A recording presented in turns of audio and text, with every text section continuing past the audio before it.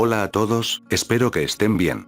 Bueno, después del video la verdad me arrepentí, no grabaré jamás con mi voz otra vez. Ah, mentira, Olis.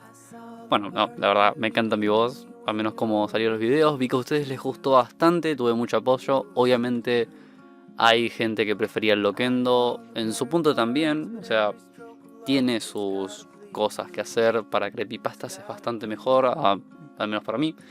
A menos que tengas una voz grave, muy grave. Fuera de eso, esta es una historia que escribí hace mucho tiempo, o sea, de verdad hace como 3 años. La reedité un poco y decidí subirla. Voy a estar subiendo muchas historias que escribí hace tiempo para que vean que estuve escribiendo algo. Y también para ver cómo yo también escribía antes, para empezar a escribir cosas nuevas un poco. Como ya se estarán dando cuenta, voy a abrir el canal con una sección de historias aparte. Como estas historias cortas de media hora, cuanto mucho.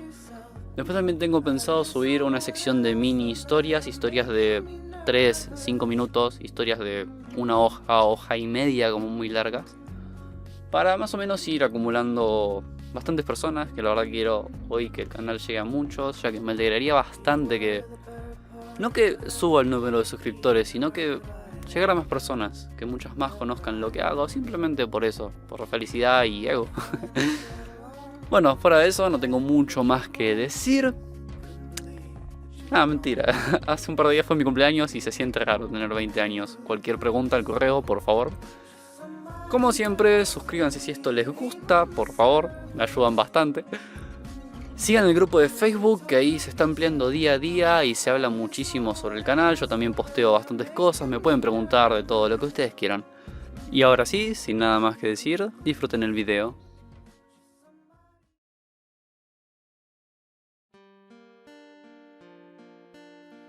A veces, las buenas aventuras, los mejores libros o las más entretenidas películas solo necesitan una simple y cotidiana historia.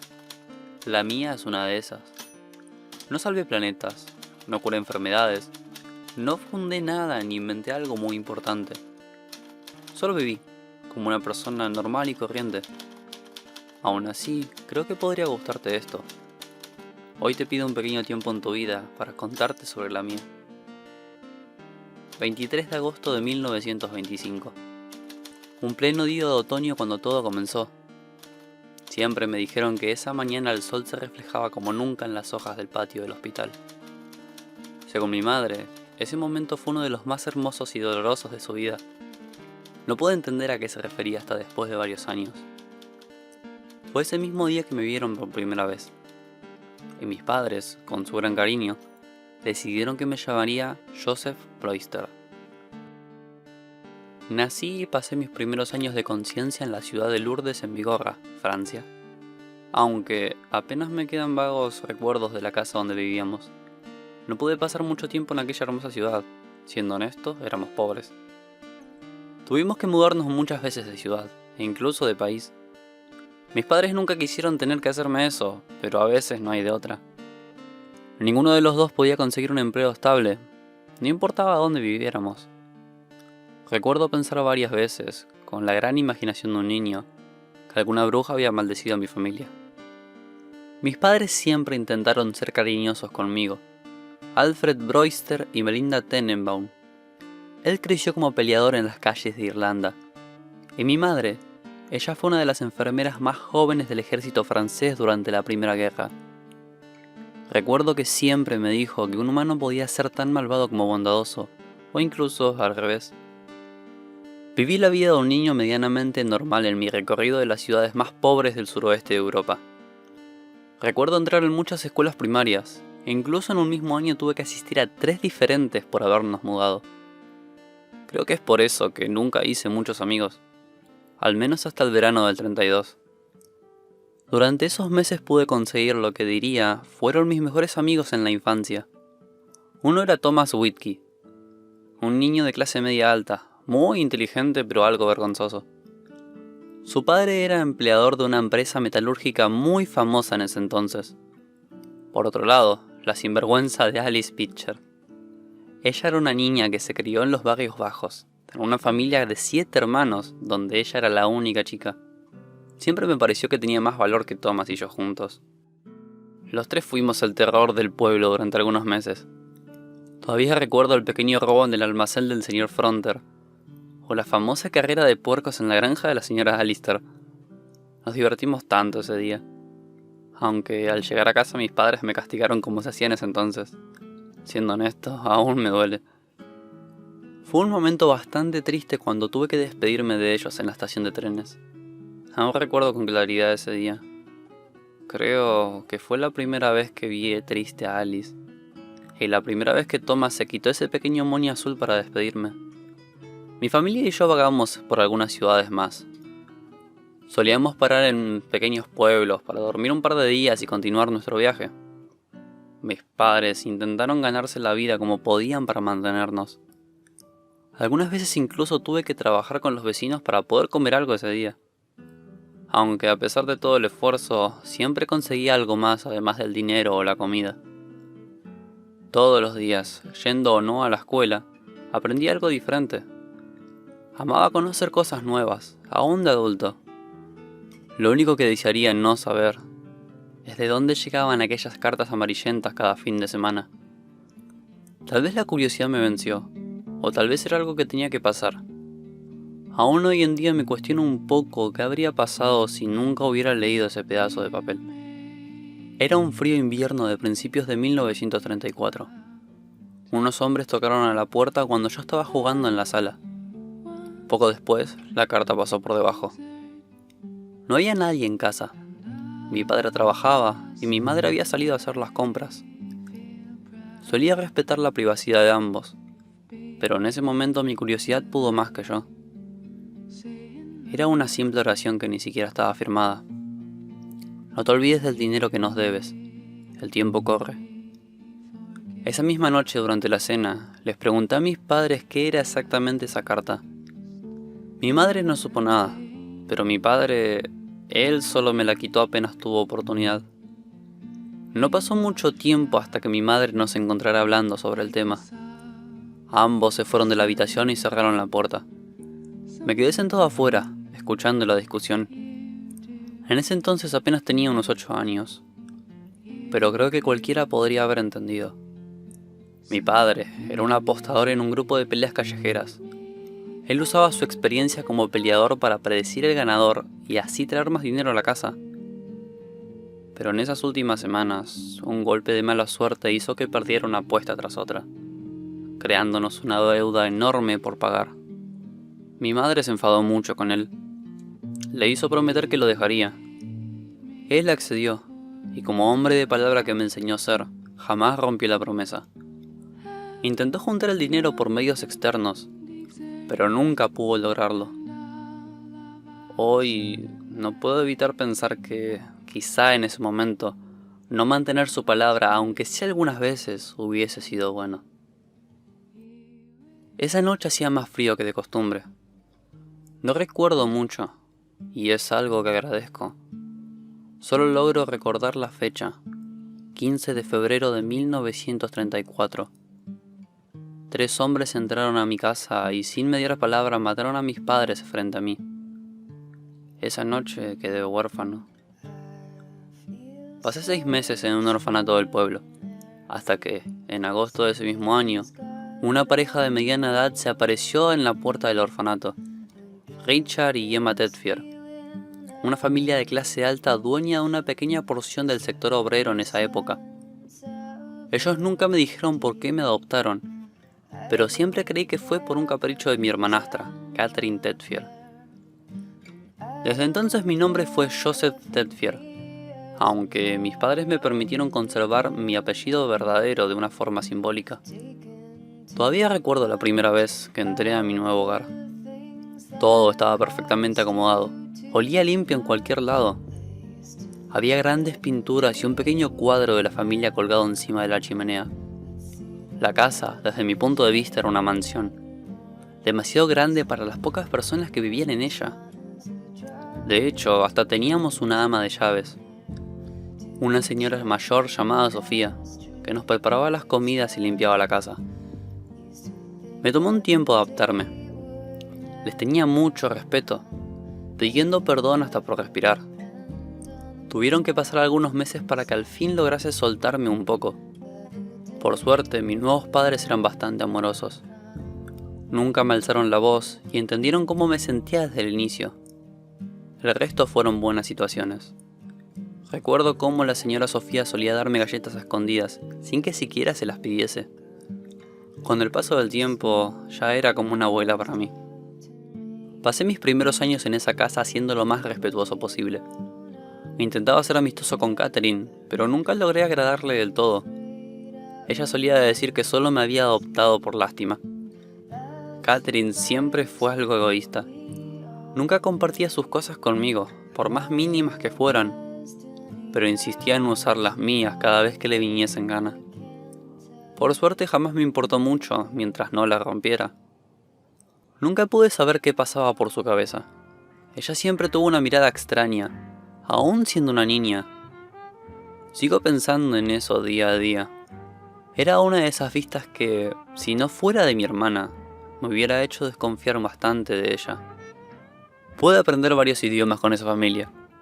Ya sabía hablar medianamente francés, español e inglés e irlandés por los viajes constantes de mis padres. Pero fue con la familia Tedfier que pude aprender a hablarlos fluidamente. El señor Tedfier me enseñó cómo hablar español, mientras que la señora me ayudó a hablar inglés. Recuerdo que intentaba no encariñarme con ellos. Hoy en día creo que una parte de mí tenía miedo de perderlos, aunque al fin y al cabo me fue inevitable. Parecía que todo en la vida iba perfectamente bien. Pasé varios años felices con mi nueva familia. Empecé a dejar de sentirme un desconocido con el que compartían techo, a ser un miembro querido de la familia. Fue con ellos que comencé a dejar de ser un niño, aunque si algo aprendí de eso, es que cuando crees que todo está bien, es cuando peor se van a poner las cosas. Fue el 16 de junio de 1940. Tuvimos que escapar por la inminente llegada de los alemanes a Francia. Por suerte, la pequeña riqueza de mi familia fue más que suficiente para sostener una nueva casa en Barcelona, España. No fue fácil la mudanza porque mi padre tenía sangre española de parte de sus abuelos. Allí la guerra no se sintió tanto como en otros países, aunque la pobreza y el hambre fueron cosas imposibles de ignorar. La economía española estaba bastante demacrada por su reciente guerra civil. Aún así, prosperamos. Mi familia logró conseguir terrenos en zonas poco pobladas donde nadie nos molestaría. Mi padre invirtió en una pequeña empresa costurera de esa época, lo que nos dio una riqueza parecida a la anterior. En España pude iniciar mis estudios secundarios al igual que mi hermana, aunque en 1941, a los 17 años de Catherine, ella conoció a un hombre de la alta sociedad con el que rápidamente formó una relación. Mis padres lo aprobaron porque la familia de ese hombre parecía buena. Su padre era un comerciante de prácticamente todo, y su fortuna por poco sobrepasaba la nuestra. Allí en España las noticias de la guerra parecían cada vez más lejanas. Por lo menos en mi mente adolescente no entraba la idea de que a pocos kilómetros mucha gente estaba muriendo a causa del poderío alemán. Lo único que repercutía en eso en España era la subida de precios cada vez mayor. En cuanto a mí, al cumplir los 16 años, conseguí un pequeño trabajo en el puerto, cargando los barcos que llevaban provisiones al resto de los países europeos. Fue con ese empleo que comencé a juntar mis primeras ganancias. Vivimos bastante bien hasta que se declaró el fin de la guerra en el 45. Un año después, a sus 21 años, Catherine se casó con su prometido, Jonathan Drake, en marzo de ese mismo año. Gracias a la fortuna que él había heredado, ambos fundaron una gran empresa de compra y venta de telas que traían en barco desde Inglaterra. En ese entonces, con tan solo 19 años, había ahorrado el suficiente dinero para inscribirme en una universidad y así seguir con mis estudios. Desde pequeño la medicina me llamó mucho la atención. Así que de adulto, mi sueño era poder encontrar cura a las grandes enfermedades que hasta ese entonces eran mortales. Recuerdo estar tan ilusionado por ver ese frasco, tan lleno de todo tipo de monedas y billetes que había reunido en 2 años del más duro esfuerzo. Nada podía estar mejor. Mi hermana se había comprometido y la empresa compartía su nombre. Mi madre había comenzado a pintar cuadros hermosos de los paisajes de Barcelona. Y mi padre, a pesar de la frágil economía española, pudo remontarse vendiendo terrenos y expandiendo pequeñas empresas en las que había invertido. Pero pronto se acercaría el momento que me enseñó lo que antes dije. Una noche, mi padre cayó gravemente enfermo. Pasamos por los hospitales más prestigiosos de la ciudad. Él fue empeorando periódicamente a pesar de nuestros cuidados. Tuvimos que internarlo en un hospital clínico de Barcelona, el mejor en su época, pero también uno de los más costosos. La fortuna de mi familia estaba resguardada en terrenos, y la empresa de Catherine no podía hacerse cargo por errores en préstamos. No me quedó de otra. Tuve que pagar todo el tratamiento con lo que había ahorrado para mis estudios. Recuerdo ver llorar a mi madre casi cada noche. Junto a la señora Sofía solo éramos 3 en la casa. Todos estábamos preocupados por la salud de mi padre. Iba a visitarlo todos los días que tenía libre, mientras que Catherine y mi madre a veces dormían en el hospital. La salud de mi padre cada vez decaía más. Fue en los últimos días de ese año que mi padre trasladó todos sus terrenos a mi nombre, el de mi madre y el de mi hermana. Luego, el 3 de enero de 1947, mi padre murió a los 48 años por un fallo masivo de órganos, dejándonos solos. Aún recuerdo las últimas cosas que me dijo. Nunca traiciones a tu familia. Crece por ellos, por ti y por los que amas. Usa lo que te di sabiamente. El funeral fue un acto muy formal, donde varias familias amigas asistieron. Velamos sus restos como él hubiese querido. Ese mismo año, quise iniciar mis estudios en medicina. Me dirigí con mi madre al banco para poder tasar el valor de mis terrenos y así poder estudiar. Creo que nunca estuve preparado para lo que iban a decirme ese día. Las palabras de la cajera fueron cortas y precisas. Todos los terrenos de la familia Tedford pertenecían a Catherine Drake.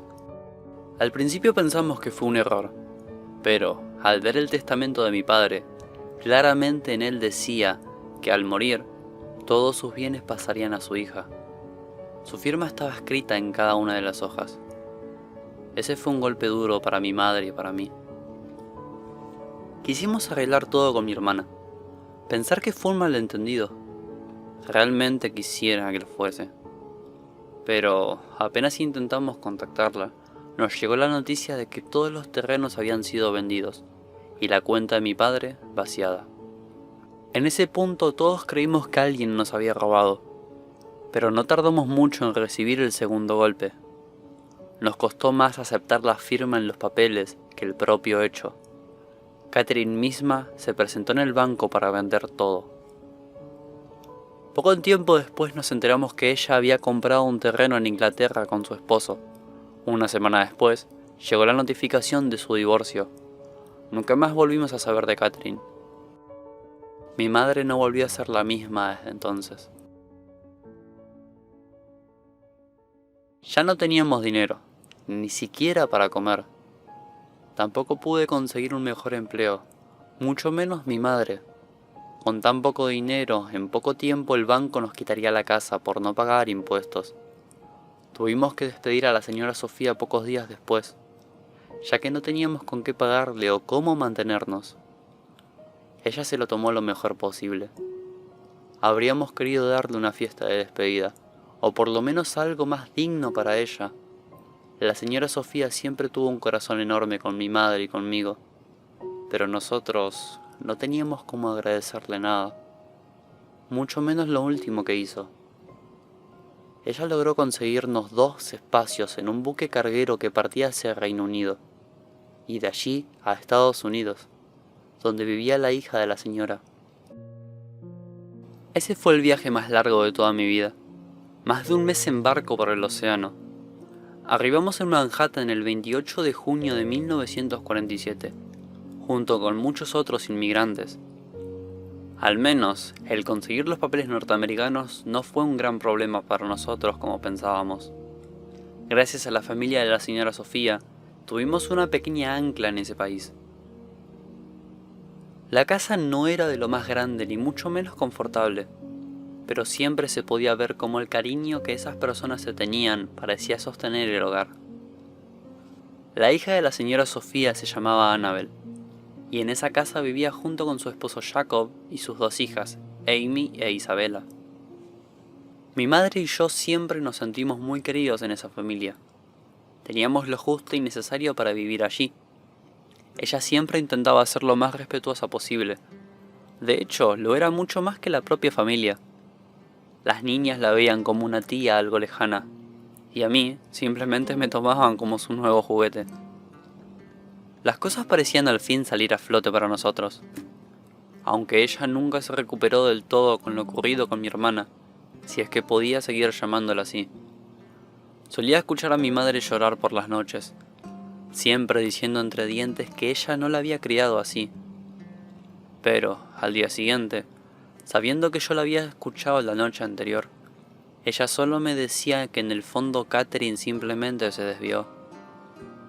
Mi madre siempre le deseó lo mejor, aún después de lo que hizo. Creo que no puedo culparla. Logré conseguir un empleo estable en la empresa de mensajería de Jacob. Insistí los primeros meses en que trabajaría gratis por las molestias, pero al cabo del tercer mes, él me devolvió todo sin que yo pudiera decir nada. Desde entonces ayudé con los gastos de la comida, los impuestos e incluso la educación de las niñas. Solía comprarles juguetes y libros de vez en cuando. Aparte de eso, intentaba ahorrar para mi futuro. Recuerdo pensar que en ese entonces ya me estaba tardando algo. Pasaron 4 años hasta que pude conseguir dinero suficiente para abrir un pequeño almacén cerca de la empresa de Jacob. Ambos edificios funcionaban en parte como uno solo, ya que, en las horas de descanso, sus empleados compraban en mi almacén. Apenas tenía 26 años cuando lo abrí, así que solía llevarme bien con los obreros más jóvenes. Ellos jugaban mucho con mi acento francés y me hacían hablar en todos los idiomas que conocía. Terminé por contratar al hermano de uno de los trabajadores, William Noister, un chico muy despierto a la hora de los negocios. De hecho, fue gracias a él que pude comprar una pequeña casa cerca del almacén para guardar los productos. Los años fueron pasando tan rápidamente que casi ni me di cuenta. Pareció que en tan solo días ya había cumplido los 30, y en un par de semanas más los 35. A ese punto mi madre ya era una anciana muy conocida en la ciudad. Tenía un pequeño negocio reparando prendas de todo tipo. Ella solía hablarme en francés o español puertas adentro, para que así no olvidara mis raíces. Aunque, con el constante palabrerío estadounidense, terminé mezclando varios acentos y hasta podría decir que mi voz cambió un poco. Logré comprar una casa para mi familia no muy lejos de la anterior. Las niñas, que ya no eran tan niñas, podían venir a visitarnos simplemente caminando un par de calles. Recuerdo que a ambas les gustaba cargar a mi hijo en brazos. Isabela era algo tímida con él, pero Amelia siempre le insistió con que lo cargara por lo tierna que se veía. Creo que omití una parte importante. Volvamos un poco atrás. Era una tarde normal del mes de julio del 52. Como todos los días, el almacén estaba abierto y las personas compraban sus cosas. Recuerdo ver caras conocidas esa tarde. Niños jugando entre los anaqueles, sus madres haciendo como si no los conocieran. Todo normal. Hasta que, al comenzar el atardecer, cuando el almacén ya estaba casi vacío, una mujer entró por la puerta algo desorientada. Ella era hermosa a simple vista. Parecía educada y muy inteligente, aunque no sabía disimular muy bien el hecho de estar perdida. Tosí un poco para llamar su atención, y le pregunté si había algún problema. Ella me respondió que se suponía que debería haber llegado a una cafetería cercana hace unos 10 minutos. Le di todas las indicaciones que conocía, intentando ser lo más amable posible, pero aún intentando centrarme en la conversación, no podía dejar de perderme en su persona. Aunque lo que realmente llamó mi atención fue un libro de Julio Verne que ella llevaba bajo el brazo. Él siempre fue mi autor favorito, así que no pude evitar que se me escapara la impresión al ver uno de los libros que me faltaba tan cerca. Fue en ese momento que nos perdimos en una conversación de casi una hora. Todavía recuerdo su expresión al decir que se suponía que solo venía a preguntarme una dirección.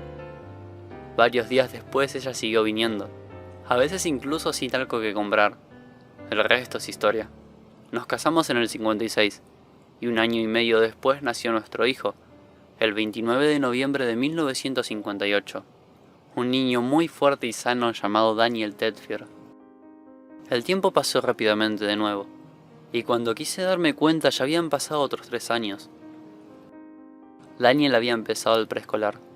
Todos éramos muy felices con verlo intentar leer los libros grandes que su madre y yo habíamos coleccionado por años.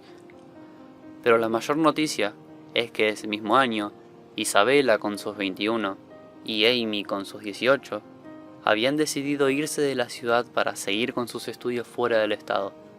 Fue bastante duro para todos darse cuenta casi de golpe que las 2 niñas dulces y pequeñas ya eran señoritas, aunque al mismo tiempo llenó de felicidad a ambas familias. Constantemente recibíamos cartas de ellas, aunque la mayor noticia que nos pudo llegar fue la graduación de Isabela en biología y un año después la de Amy en abogacía. Apenas 2 años después fue la boda de Isabela. Casi por casualidad su prometido era de Manhattan, al igual que ella, así que la boda se celebró allí. Fue un evento muy hermoso, al que lastimosamente la señora Sofía no pudo asistir. Su hora había llegado apenas 2 meses antes. Aún me gusta imaginar que la vi llorando y aplaudiendo mientras su nieta caminaba al altar. Tan solo un año después tuvo lugar la primera boda de Amy, y unos 3 años después la segunda, aunque en el 76 la tercera fue la vencida. Muchos años pasaron desde entonces. Daniel se graduó en ingeniería mecánica a sus 27 años, y en ese mismo año se casó con una joven de Carolina del Norte con la que terminó teniendo a mi brillante nieto Alexis en el 86. 2 años después, a mi hermosa nieta Caroline. Fue un gran momento en mi vida cuando supe lo que era ser abuelo. Si tan solo mi madre hubiera disfrutado un poco más de sus bisnietos. Ella dijo sus últimas palabras una noche de octubre de 1989. Nadie jamás pensó que a la mañana siguiente nunca iba a despertar. Fue como si ella hubiese sabido que su hora había llegado, aún pareciendo perfectamente sana. Yo fui quien escuchó sus últimas palabras. Fuiste un buen niño y un gran hombre. Espero que seas igual siendo abuelo. Sobre todo, espero que cuando tengas que irte, dejes buenos recuerdos en la memoria de todos a los que alguna vez amaste. Te amo, Joseph. Al día siguiente, no quería salir ni de la cama. Había perdido a mi madre, otra vez. Es increíble cómo la vida comienza a pasar cada vez más rápido a partir de los 20 años. Y lo lento que creíamos que se movía cuando tan solo éramos niños. El tren me pasó tan rápido y tan bien, que, aunque no me haya dado cuenta, llegué a los 70 años un 23 de agosto de 1995. Ese mismo año tomé una decisión. Amelia y yo no queríamos pasar el resto de nuestros días simplemente esperando la muerte.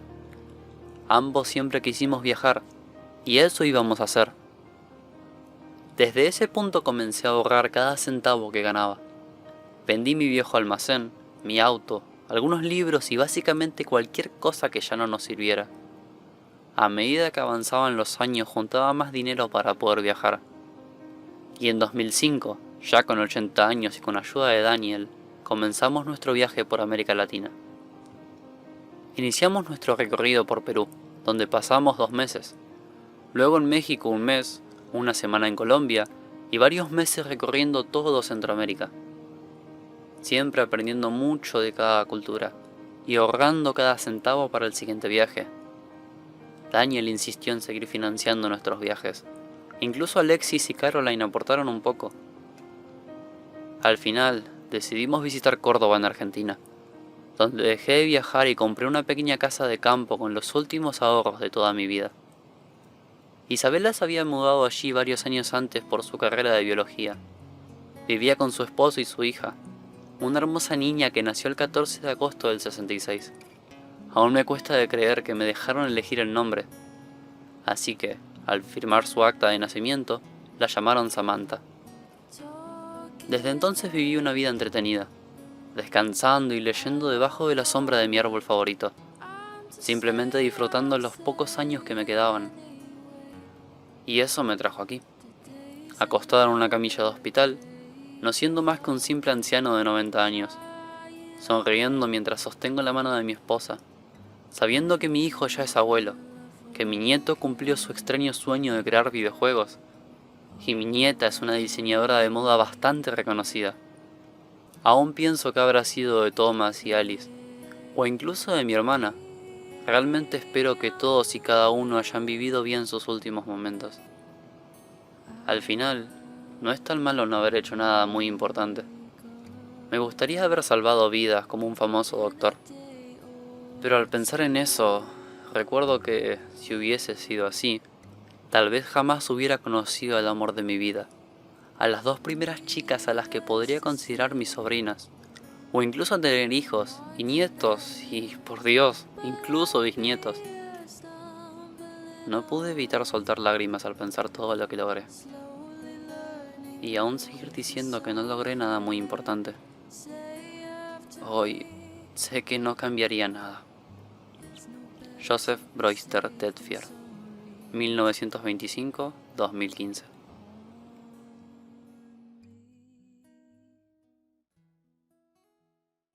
Bueno chicos, espero que les haya gustado. La verdad es un cuento que a mí me encantó escribir, me encantó leer y corregir. Fue una experiencia interesante, aunque sea.